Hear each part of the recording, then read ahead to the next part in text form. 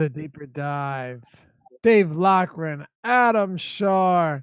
What's going on? We got you a really underwhelming yet information packed 3-game slate on a Tuesday night. Adam, there really are more potential rotations on this slate than most 8 or 9 game slates. It's an What? sorry, you like froze and I didn't know what happened. Are you there? Or am Oh, I here? yeah, I'm here. I'm Okay, here. cool. All right. Yeah, no, it's a pretty interesting slate as far as at least analysis and trying to figure out rotations goes. I sat down to write the deep dive article today, and I was telling Josh, I was like, "Oh, it's 3-game slate. It'll take me like an hour and a half." And then I started on Charlotte, and it didn't really get any better from there. Just an absolute mess in terms of stuff to really be confident in as far as rotations go. Yes, sir. Well, we got 3 games. It shouldn't take us that long. We'll dive right into it. Cleveland and Charlotte in Cleveland. I think it's still the Quicken Loans Arena. Not sure. Not that anybody cares.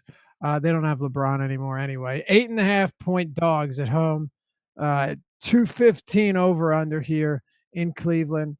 We'll start with the Cleveland side of the ball because from an injury standpoint, there's a whole lot going on, Adam. Josh and I did the process show, the strategy show earlier today.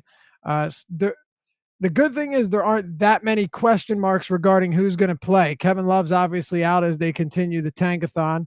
Sam Decker's out. Chetty Osman's out. Kyle Korver's out. And J.R. Smith's going to play.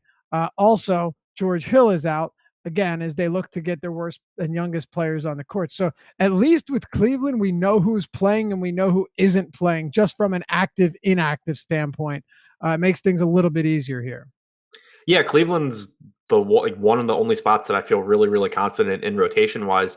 In that last game, we saw them play a 10-man rotation, and every starter had a direct backup, and nobody really crossed positions. Now with Kyle Korver out, I expect that you see J.R. Smith pick up some minutes at the 3, which opens up more minutes for Jordan Clarkson as well.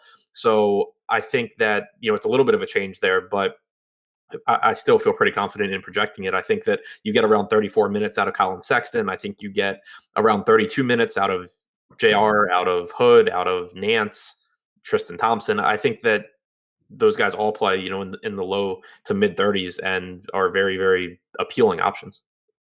Yeah, and J.R. Smith confirmed in. So not that we didn't expect that, but confirmed active. So we have that. Larry Nance is probably going to see 30 minutes or so, if not more. Played 31 minutes last time out with all of these guys inactive or either hurt in game. Shot 1 for 8, but racked up 14 rebounds and assists, 4 blocks, a steal, 2 points, and 30.5 fantasy points.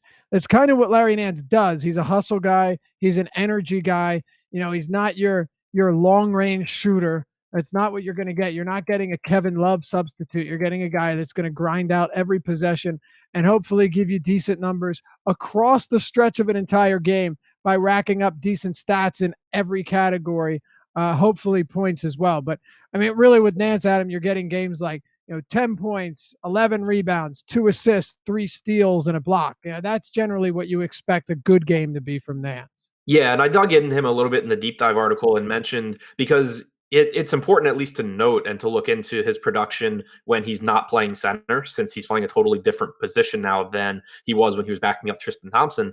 And over the very small sample size that we have of him playing next to Thompson this season, he's only averaged 0.85 DraftKings points per minute compared to 1.05 when he's the center, or 1.05 overall. But I'm not too concerned about that because his rebounding percentage has dropped, but it's only dropped from about 20% to 18.5%.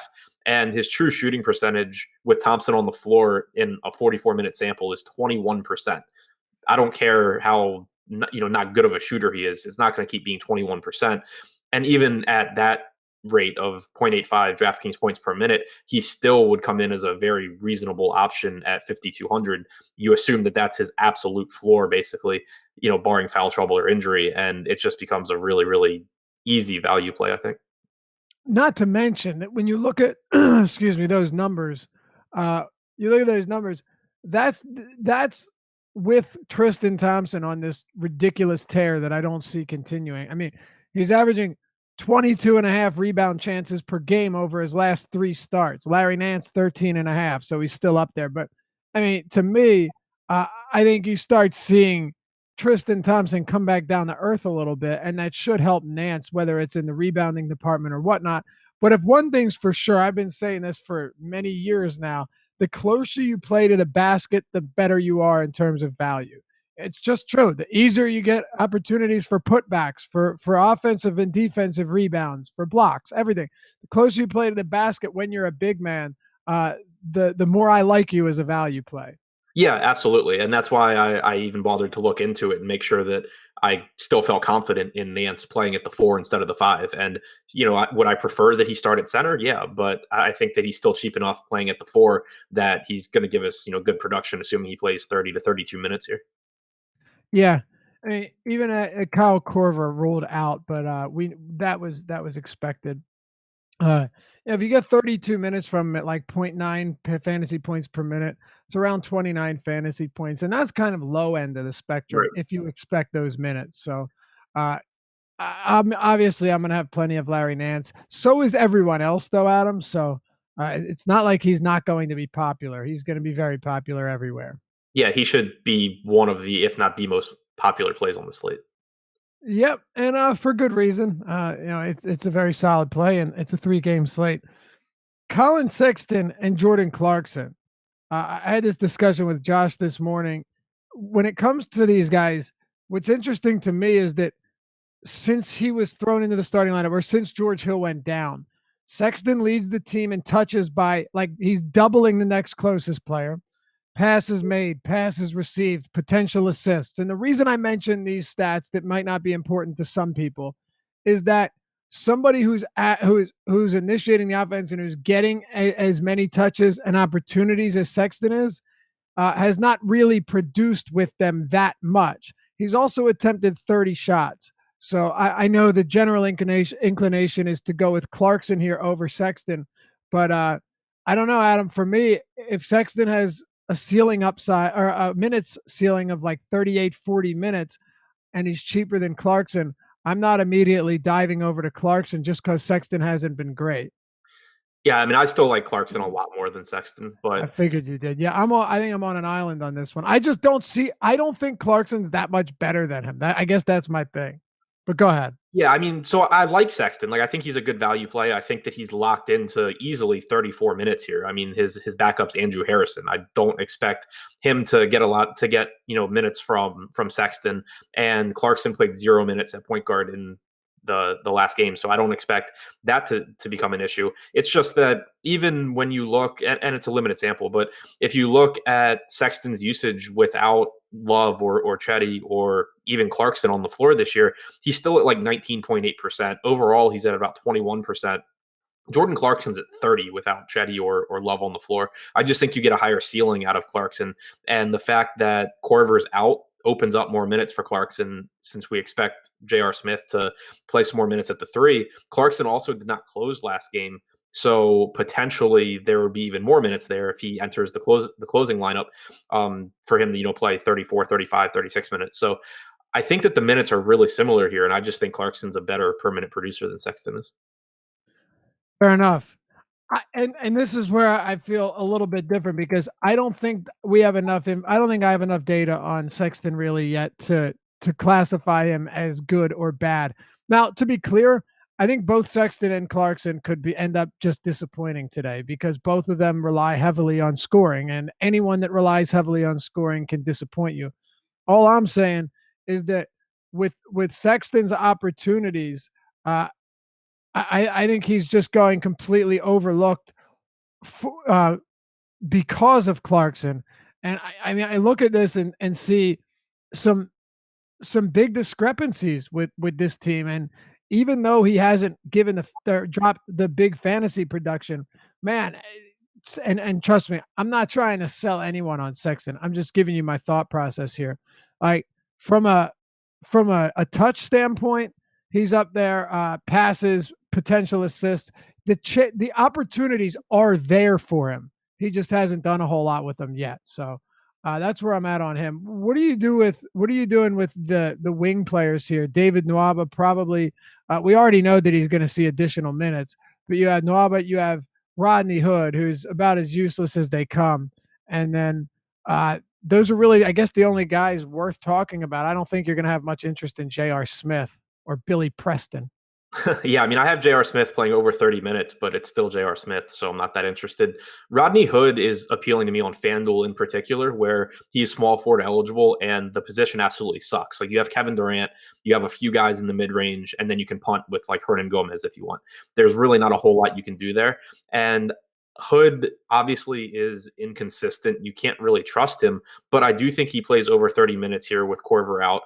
And he has a 28% usage rate without Kevin Love, Chetty, Jordan Clarkson, or George Hill on the floor. Not a huge sample size, but the scoring has to come from somewhere. Tristan Thompson's not a high usage guy. Neither is Larry Nance. I think that you see Hood really step up in those minutes where Clarkson hasn't come into the game yet. And even when Clarkson comes in, I expect usage around 21 to 22%. I think that at a really bad position, he at least gives you some upside. So I have some interest in him. Fair enough. Yeah, you know what's kind of funny about this entire team? None of them are reliable passers. None of them. I mean, think about it. Like Clarkson, you don't want Clarkson as your point guard. You let Clarkson jack up some shots once in a while. He'll stumble into some dimes. But Clarkson is not a guy that I trust to rack up a bunch of assists. Same with Sexton. Rodney Hood could give a shit about passing. It's really this entire team, man, which is one of the reasons that they scare me a bit. But they're thin, and you're going to have to pull the trigger on some of them. So that's just what it comes down to. Any thoughts on Tristan Thompson? Yeah, I mean, I kind of like him. Like he projects well for me. He's been playing really big minutes. You know, he played 34 last game. Even if I project him at 32, I still get a pretty decent amount of Tristan Thompson. But it's just that I really don't know how high his ceiling actually is. He's never been a guy that you expect to go out there and put up, huge fantasy games. And his price tag has finally increased as a result of him playing really well lately. So I don't have an issue with Thompson, but I also think the center is a position where I would like to pay down if I can, and probably not go to Tristan Thompson mid range. What about Charlotte? You've got Kemba Walker, whose price has come up to 9,700 on DraftKings. He's 9K flat on FanDuel, and he's having a very good season. But once Kemba gets up towards that 10K range, I start to cringe a bit. Yeah, I think Kemba is clearly a much, much better player on FanDuel than he is on DraftKings. If I'm playing him on DraftKings, I'm making sure, and I don't think it'll be an issue just because of how much I like the guys anyway, but I'm making sure I get a couple of these Cleveland guys in, Nance, Clarkson, Sexton, whoever, just because if I'm paying 9,700 for Kemba, I obviously need a huge game from him. And I also need Cleveland to stay in the game long enough for Kemba to have a ceiling game. So I'm making sure that where I'm paying up for him, I do get Cleveland exposure. I love the spot. It's just an issue of finding $9,700 for him on DraftKings. 9K on FanDuel, I think, is a lot easier. Just saying, at 9,700 on DraftKings, it's more likely that Kemba Walker hurts you than doesn't. That's just how I feel. Yeah, and especially because there's cheap guys around him that you can go to from Charlotte. Right. What are your thoughts on old Tony Parker, who is a little bit of a renaissance for the elder Frenchman? Look at last game when Tony Parker, it pretty much with the way that James Borrego has worked is when Tony Parker. Oh, look at that, Chetty Osman out. I thought we knew that already. When Parker gets hot and starts looking really good, he gets more run, and we've seen that. He played 28 minutes last game, 25 minutes several games back, 23. I mean, 28 is like his absolute ceiling here. But thoughts on the other like the guys that aren't talked about much, whether it be Miles Bridges, who I think we'll talk about quite a bit here, Tony Parker, anyone else here in the at the 1, 2, or 3? Yeah, so I mean, Tony Parker, we got about 28 minutes from him last game, and we have seen him playing alongside Kemba more frequently, which is something that James Borrego talked about in the preseason, that ultimately he wanted to have closing lineups that had Kemba and Tony Parker. So I think that's good, and I think that Parker clearly has upside. I would caution against reading too much into that last game, though, because he picked up about 5 extra minutes at the end of the first half. Jeremy Lamb picked up his third foul, subbed out. Parker played those 5 minutes. And then we don't really know how Charlotte intended on closing that game, because at the beginning of the fourth quarter, Charlotte went on a 17-4 run, and we saw Borrego just leave in the bench unit with Parker, Monk, and whoever. I think it was Bridges was the third one in, along with Kemba and Batum. So we don't know for sure really what the plan was for Parker. If I try and project out median outcomes, I end up with about 22 minutes for Parker here, but he clearly can get back to that 26 to 28 range depending on game flow, which is why I think the Charlotte team is really, really difficult to project confidently, but also really important in tournaments tonight, because it's obviously a good matchup for this team, and you have a ton of cheap guys. You have Michael Kidd-Gilchrist out. So it's a guessing game, I think, at how the rotation actually goes. But if Jeremy Lamb doesn't get in foul trouble there and he ends up playing 30 to 32 minutes, he's underpriced and it's a great spot. If Bridges runs into 28 or 30 minutes with MKG out, he's not the best, but he's really cheap and it's a good spot. Marvin Williams, potentially could get more minutes, or he could cede them to Miles Bridges. So I just think there's a ton of question marks here, but it's a team that I want to be mixing and matching my exposure to these guys a lot, because I think that you get probably at least one, maybe two good value plays from this team. Dude, our chat is just savage, man. No one wants to get along. Everyone coming in each other's necks and everything. Come on, boys. Come on, boys and girls. Well, it's mostly just fellas here. Get along. Come on. This is supposed to unite us, not tear us apart. You got dudes challenging for 1K head-to-heads and such. If that does happen, though, please link the contest in chat so all of us can follow. Zeller is 4,400 on DraftKings, 3-game slate. It's hard for me to really have much love for this guy, because just from a per minute standpoint, he doesn't give you much. And you get a guy like Alex Len, who per minute is always going to be a better play, given the assumption that he does play minutes and isn't run off the court. But I have thoughts on that later. What are your thoughts on the front court here for Charlotte? Zeller's minutes, I think, are really nice. I like him on FanDuel more than DraftKings, just because obviously the roster construction is different. But on FanDuel, centers are priced up to where I really like the idea of just punting at center if I can. And you have 4,600, I believe it is, Cody Zeller, who can play anywhere from 26 to 32 minutes in the spot. Even if he gets 26, I think he ends up being okay. Like he's not going to win you a tournament, but he'll let you get other pieces that can. So I do have interest in Zeller as a punt, especially because I expect Alex Len to be really popular. And we'll talk about him later. I still think that Len is fine at his price point, but there are some concerns that I have, and Cody Zeller as a pivot is really appealing to me in tournaments. Yep, I mentioned the same thing this morning. I have some concerns as well, but here's a little bit of news here. Draymond Green is expected to rest tonight. That changes things, Adam. Yeah, just a little bit. Yeah, it really changes things, and it actually makes Alex Len a better play. I will talk about that later. Maybe you disagree, but I have a lot to talk about on that one, and we'll get there shortly. But first, let's talk Denver and Houston.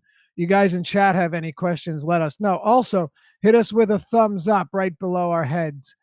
Much appreciated. Helps us out a lot. And as I said, we love you fellas. Show us some love back by hitting that thumbs up button. Also, see that promo code, bottom right corner, deeper dive, all one word. You head over to awesemo.com, AWESEMO.com. Go to the homepage, click on Join Now, and when you sign up using the promo code Deeper Dive, you get a free 1-week trial. All info, all content behind paywall included. Everything we offer by using the promo code Deeper Dive. So it's a win-win situation. Can't lose there. Check us out. Become part of the family. All right, Adam. Houston, Denver. Let's get it popping here. We've got the second of 3 games. Denver, 4.5-point favorites, 214 total. Both teams playing at a bottom 5 pace this year. I don't think it matters all that much for Houston, because so much of their offense is concentrated between a few players. Harden isn't the egregiously underpriced 9,400 that he was the other day, but he's also not super expensive either. First time I played him was Sunday, and I think I'm going to go back to the well with some James Harden today. What are your thoughts on the backcourt? You've got Harden at a 10.5, Paul at 8.3. That's on DraftKings. On FanDuel, you've got Harden at 11.5 and Paul at 8.8. Let's talk about this Houston backcourt first. I think I probably have less interest in this game overall and in Harden and Paul than most. I'm just really not interested. Like it's a slow paced game. Denver also has So been many there's so many other games to choose from. I get it. yeah, exactly. Uh, um, but no, I mean Denver's been good defensively. They play slow. Harden's price came back up to a reasonable price point where I don't think he's underpriced. He still clearly has a ceiling, but in terms of a projection when Chris Paul's healthy, I just don't think he's underpriced at 10-5 on DraftKings or 11-5 on FanDuel, especially against a good Denver defense that plays slow. I don't really see getting there, especially because I do expect him to be popular because we know how much weight people put into blowouts. And people are going to play James Harden over Kevin Durant because they think that Golden State's going to run Atlanta off the court, which they very well may. But just the fact that he's going to come in most likely even in the same ballpark as Durant ownership wise, to me is absurd. And I'm just not going to end up playing him, at least, that much. Yeah. All right. Fair enough. The same James Harden from early last season is the same one we saw this season. He was sluggish. What I call the James Harden rule, not calling those same shooting fouls that he just feasted on, definitely beat him up a bit. But he is definitely going to be in my player pool today. I think they need him here. They really don't have much offense. Clint Capella is another guy that I find to be too cheap. It's interesting that you don't have any really interest in this game because I also had talked about it earlier this morning. Someone just asked me who I was talking about this morning.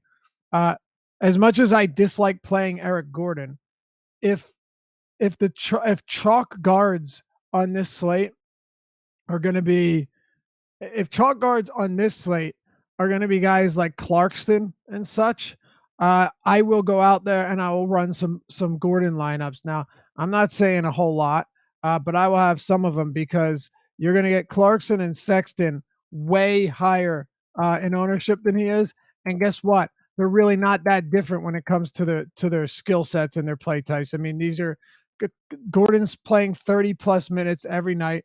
Outside, I mean, you have no more Melo. Outside of Harden and Paul, what offense do you really have? Capella doesn't count because those are all lob passes from Harden or Paul. They've assisted on 78% of his assisted field goals this year, which, in case you're wondering, is a very high number. So, Eric Gordon is going to go out there and he's going to shoot upwards of 20 times.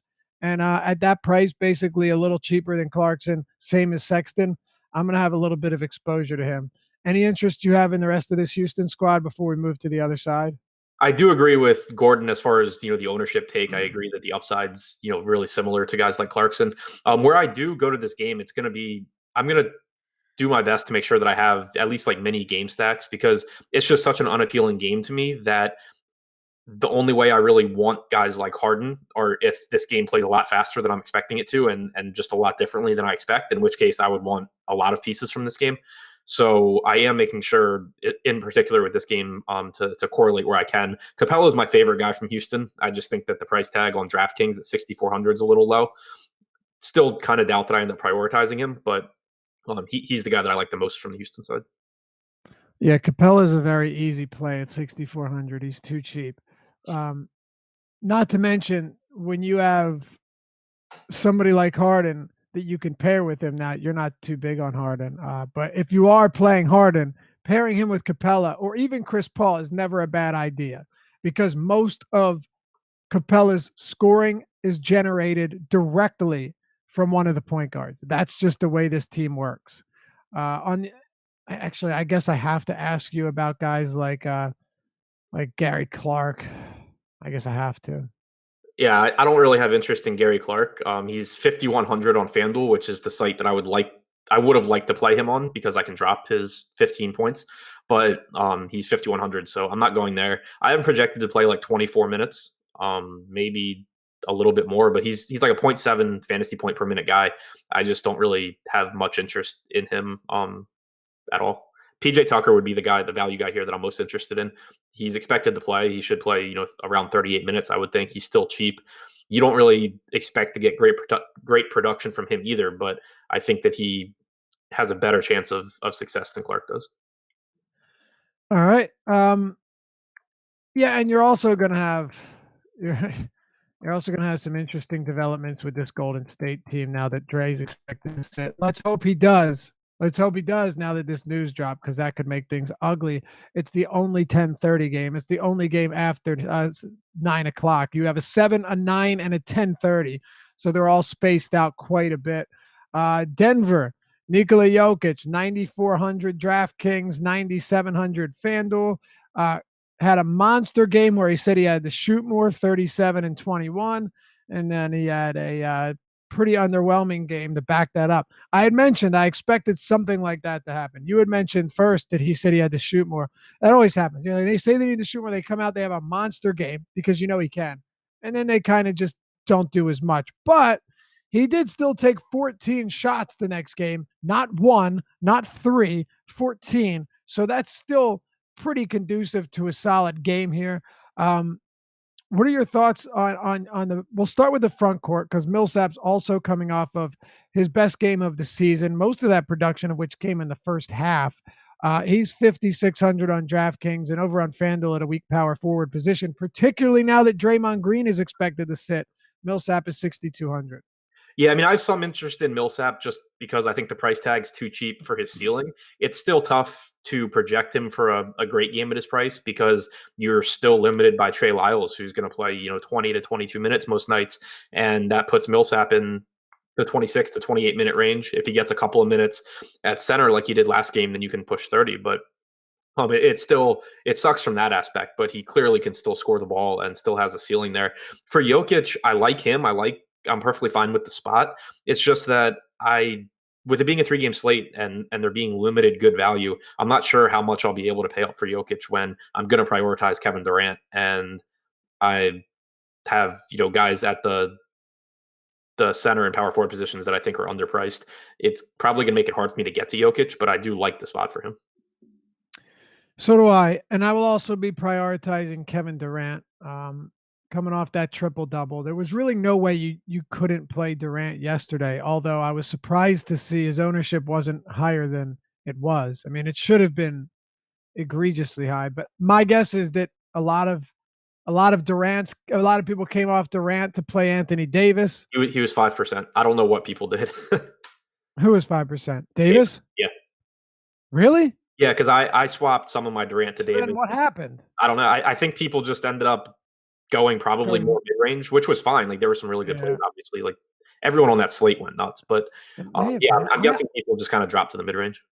And I went kind of wild with my cash lineup. I actually went once the news broke. I went Ed Davis, Arcidiacono. I went with both of them.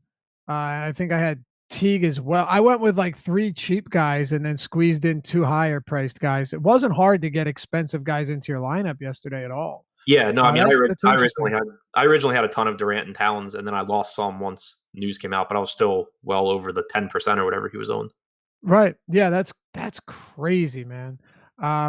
Shouldn't be the same today, but I don't know. People just don't love playing Kevin Durant. Like we have his projected ownership on DraftKings around 35%, and I don't even think that's crazy, but he should be way higher owned than Harden. He should be the highest. Like I get Larry Nance. You want to put Larry Nance above him, fine, but how do you not have Kevin Durant with no Curry as the highest projected guy in every category? I don't know how you don't. Because the game's going to blow out, Lofty. Oh, yeah, the blowouts. I forgot about that. How many times have the Warriors let teams – how many times they've toyed with teams for the first 2.5 quarters at home? They do it all the time. Second half Warriors, man. Not to mention that if they do blow them out and Durant plays, 30, 31 minutes, he can do what he did against Brooklyn and drop 58 in 30 minutes. Yeah, exactly. That's my argument. Like Golden State very well might blow this game out and you only get 30 minutes from Kevin Durant.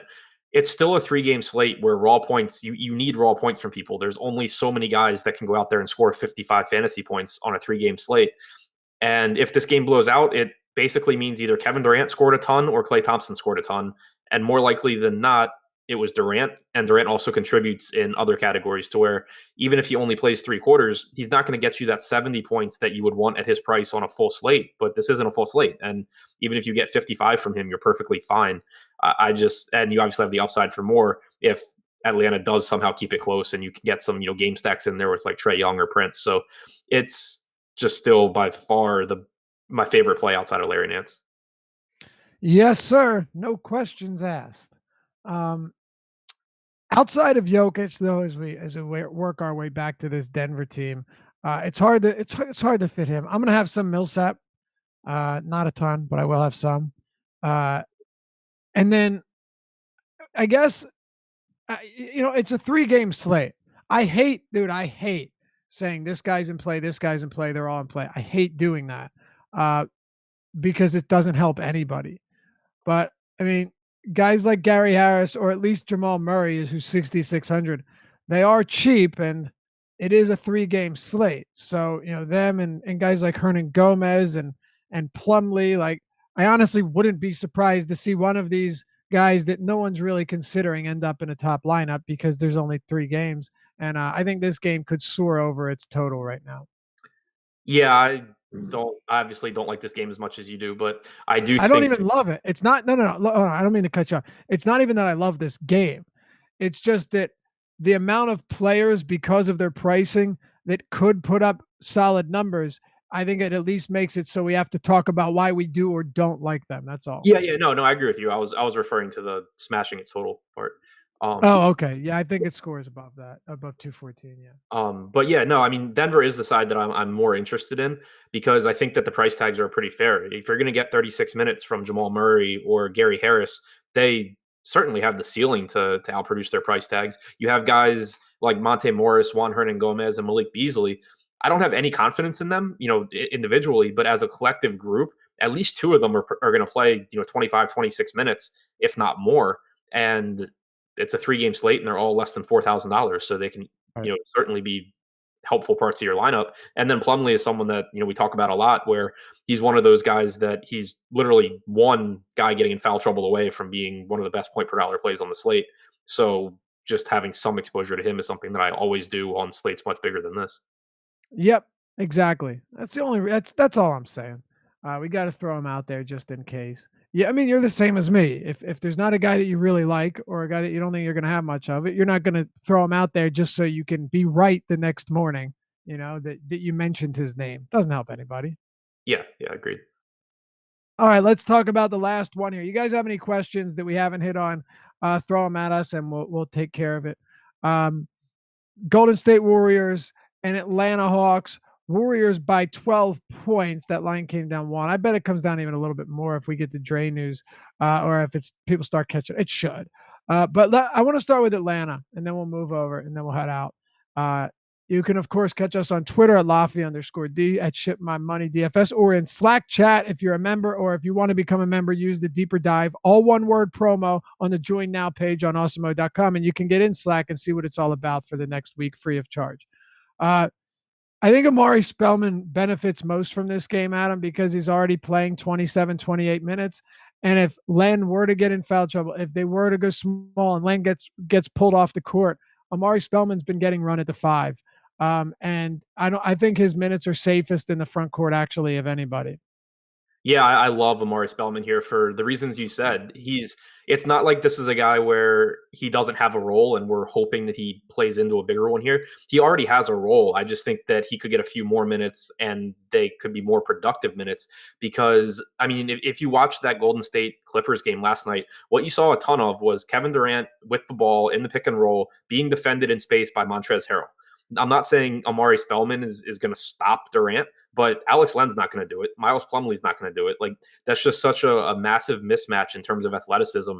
If those guys get switched on to Kevin Durant in space, that there's no reason for me to think that Atlanta just keeps running a bunch of Len and even more Miles Plumlee out there behind them instead of Spellman and Alex Poitras, who I do expect to get more minutes here. So I think Len still gets to me. It would make sense to project Len for like the marching or top role from last night, where he plays 20 to 22 minutes. He starts the game, he closes the first half, he starts the second half, and then he doesn't come back. That would make sense to me. And at Len's price tag, it still makes him a viable option because he's just such a good producer when he's on the floor that he really doesn't need that much time to pay off a price tag at 4,500 or 5K. But it makes me not want to be super overweight in tournaments just because I do think that there's a good chance he plays towards the lower end of his minute range here. And then I'm expecting Plumlee to either play very limited minutes or to just not be needed in this game. And those minutes to go to Spellman, who picked up, I believe, 6 minutes at center in the last game, or Poitras to pick up more minutes. So I'm with you. I really, really do like Spellman here. Yeah, that's the thing. We had someone, who was it? Evan Stroll says Miles Plumlee over Len over Spellman. Okay, so Len is your best point per dollar bet here. Or I'm sorry, point per minute. You would agree with that. Fantasy points per minute. Len is your guy, Yeah, right? absolutely. Now, I have mentioned this morning that if Len were to get in some quick trouble, you could see some Miles Plumlee. The difference is if Lloyd Pierce is basing this on lineups, on matchup, Plumlee isn't the guy that you're going to want. He's going to put Spellman at the 5. And you can actually do this, and we've seen him run lineups with Trae Young, and then whether you can laugh or do whatever you want, but Vince Carter, Bazemore, Taurean Prince, and Spellman. We've seen this. There's also Bembry that you can use at the 2, or use Bazemore at the 2 and Bembry at the 3 and Prince at the 4. They actually do have plenty of bodies where you can play the small ball with your 6'9" Amari Spellman at the 5 and very realistically get over 30 minutes. Yeah, absolutely. And I mean, just thinking about who's on this Atlanta roster, it's easier for them to play small than not to, and it makes sense from a matchup standpoint. You mentioned Bembry. They have Kevin Herter. They have Tyler Dorsey. They have, who's not even in the rotation, but he's a body. They have a ton of wings. That's the huge issue with this team from a fantasy perspective, is how many they have. And this gives them a spot where it benefits them defensively, and they match up better to play small and not force two traditional centers to play close to 48 minutes. Right. Yeah. Now we broke that down, and obviously I'm gonna have some Len, because I still think Len's one of those guys that can put up monster numbers if he just gets the minutes at him. And you said the same. I think you agree. Yeah. We have concerns, but you're not just fading Len. That wouldn't make sense. If Len was like 6K or 6,500, I would be advocating not really playing him. But 4,400, he can play 20 minutes and still give you a very good score. Exactly right. That is the entire point. Len is so cheap that you're willing to risk that, because even in 15 minutes, he could not kill you. It's not going to give you what you want, but probably not kill you. Right. Right. I don't think Prince is a terrible play here. I think, Trae Young is okay. I'm not huge on him, but I think Prince is fine. What do you make of the rest of this Falcons, this Hawks team? For the other guys, I'm mostly just making sure that I correlated as strongly as I can. If Trae Young goes and shoots the lights out, it means this game's staying close. It means Kevin Durant's playing, 36 to 38 minutes. It means that Clay's playing 36 minutes. So where I have Trae Young, I want at least one of the Golden State guys, which now is basically Clay and Durant. Same for Taurean Prince. If he goes out there and has a really, really efficient shooting game and plays really well, this game's probably competitive into the fourth quarter. So I'm just trying to, from the Atlanta guys that are not really cheap like Spellman and Len, I'm just trying to make sure that if they have ceiling games, I get as much of this game as I can, because I think it quickly becomes the most appealing game on the slate. All right, let's flip to the other side. Golden State Warriors. Draymond Green, not expected to play here. Roto World says he won't play. I see other sources saying he's expected to rest. So we'll just assume he's not playing. I don't know if there's anything official, but by the way, Chris Spags coming up next on the live show, going solo. And on DK Live, you can catch the Sweat Show with our own Josh Engelman. How about that? Break down this Golden State team. We already know where we're at on Durant. We both love him. We don't even need to spend time there. What about the rest of this team? Sans Draymond Green. Yeah, so with Draymond out, I think you get a boost for Quinn Cook. It's one less ball handler on the floor. His price tag has come up, and I still don't love him, but I like him more than I did with Green. I think, obviously we're waiting on a lineup. Against Brooklyn when Green was out, Jerebko got the start. Jordan Bell backed him up. Jerebko ended up playing 26 minutes. Bell played 22 in a blowout. So I expect those two to be the beneficiaries minutes-wise. I also am interested, though, because you have Sean Livingston on a back-to-back, who he was out forever, came back yesterday. Iguodala played 33 minutes yesterday. I wouldn't be surprised if we get news that one of these guys is sitting as well. And obviously we probably won't know that before lock, but what I am doing is I wouldn't be playing Iguodala anyway. So, and I wouldn't be playing Livingston. So I've just kind of maximized my projection for Alfonso McKinney because he would be the beneficiary if either of them sit. And I'm just playing some Alfonso McKinney and hoping that happens because even if it doesn't, there's just so many ways for him to end up getting there anyway, whether it's, blowout or whatever. So I think that that's another kind of just moving piece in this game. All right, we got to go here, but quickly. And do you like, yes or no? You like Clay? Yes. Yeah, yeah, yeah. All right, I like Clay quite a bit. This is information you can get anywhere other than the deeper dive. We're trying to get a little bit more in depth here. We know that Klay Thompson and Durant are great plays. What are you doing with Quinn Cook here now that Livingston is back and we saw him go from 30 minutes to 22 minutes in an overtime game against the Clippers? Right. It's still a scary spot, especially if Iguodala and Livingston play, because you have still two guys that can handle the ball and take those minutes. Draymond being out makes me think Cook is more productive when he's on the floor, at least. Beyond that, I expect it to be if he plays well, he plays. If he doesn't play well, he doesn't play. I think that the price tag going up, like I would still rather play Colin Sexton than Cook, but I think that Cook's a better play now than he was 20 minutes ago.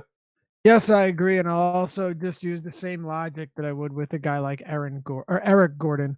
Um, when you're getting guys like Clarkson and Sexton who definitely still have bust potential at such high ownership, I don't mind getting away from that once in a while.